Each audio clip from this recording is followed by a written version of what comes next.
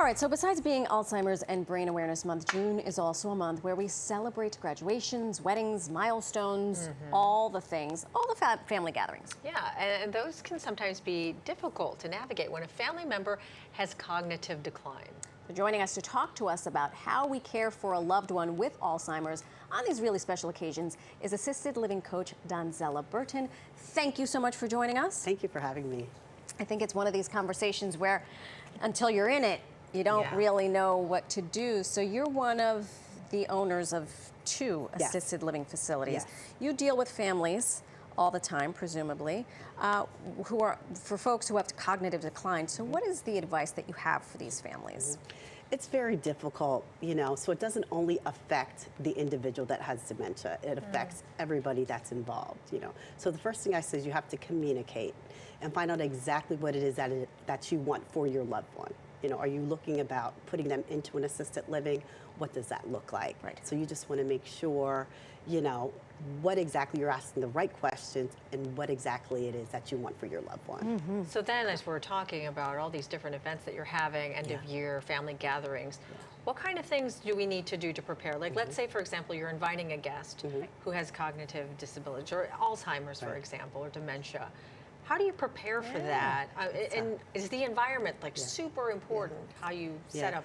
That's so important. The reason why I say it's important is because they're declining.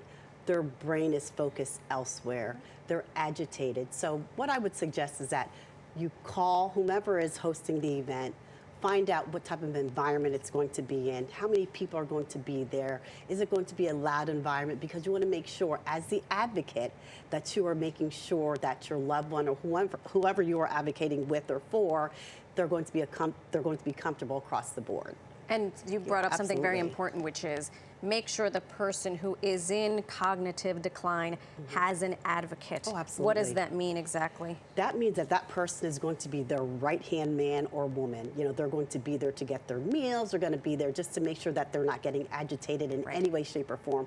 They're there as their safety net. So you just want to make sure that someone is with them. They don't have to be a professional, but someone. I was just going to ask you that. But someone that understands a dementia and Alzheimer's or understands that individual. Right. Yeah, because someone might think that it has to be a professional, someone that's used to handling people with cognitive decline. Yeah. So how important is it then for someone to have to, if you have someone coming in like that, to stick to the routines that individual has when they come to visit? Even in our everyday lives, routine and structure is so important. You have to have a routine for them, because if you don't, they go left or they go right, and they get confused and they're already declining. So you want to make sure that everything is set, right? Your breakfast, your lunch, your dinner, everything is routine, because if you go off the routine, then it may send off firecrackers or fireworks, and you don't want that to happen. Right. Yeah. So if you're introducing an event, and then putting that into the routine, how do you deal with that? Yeah, you definitely want to make sure that prior to the event that you're doing everything that you should be doing prior to. You're taking that individual to the event, and again, you're making sure that you're sticking with them the whole time. There may be people who remember them, but unfortunately that person will not remember who they are.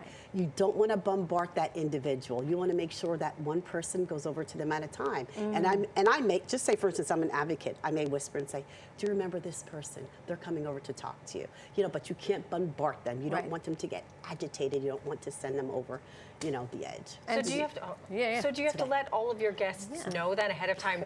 Just make sure you're gentle when you approach. Let us kind of introduce you first. Don't just come running up. Pretty much, pretty much. You want to make sure that everyone knows, that there's an individual in here that has dementia or has Alzheimer's. You don't want them to not have a good time, but you want them to be mindful, right? You want them to be mindful. And another thing that you want to make sure of is that when you're taking that person to that event, that they have comfortable clothing on, something that's making them feel safe. Whether it's a sweater or whether it's a blanket, just something that's keeping them, close-knit to what they're used to. At home, they have this blanket or they have this, I don't know, this book or what have you. You make sure that you take that with you to the event so that they have something that's familiar.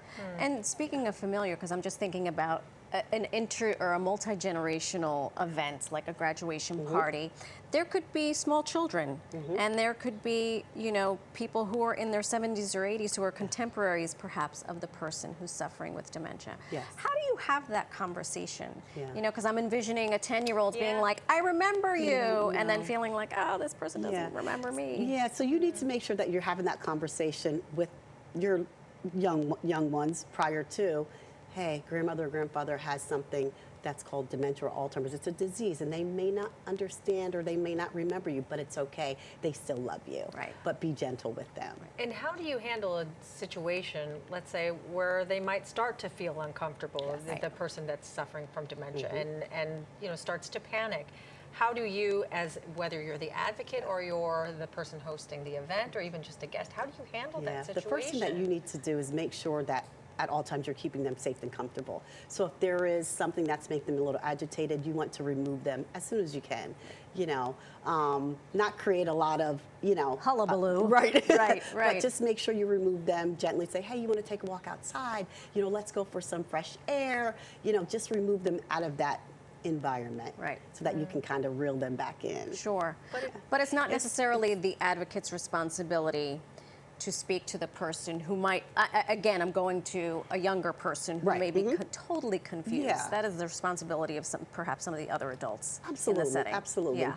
but also as the applicant, you still have to make sure that you're keeping this person very comfortable at all times. Yeah. Such incredible information, my goodness. And it doesn't just affect, as I mentioned, it doesn't just affect the person that has the disease, it affects everyone involved, the family, friends, and you just have to be mindful and be patient with that individual. That's right. Great advice. Thank you so much. And thank you so much for sharing it with Thanks us for having me. Thank you, Donzella. If you need help or support, or you would like to get involved with helping fight Alzheimer's, go to alz.org or call 800-272-3900.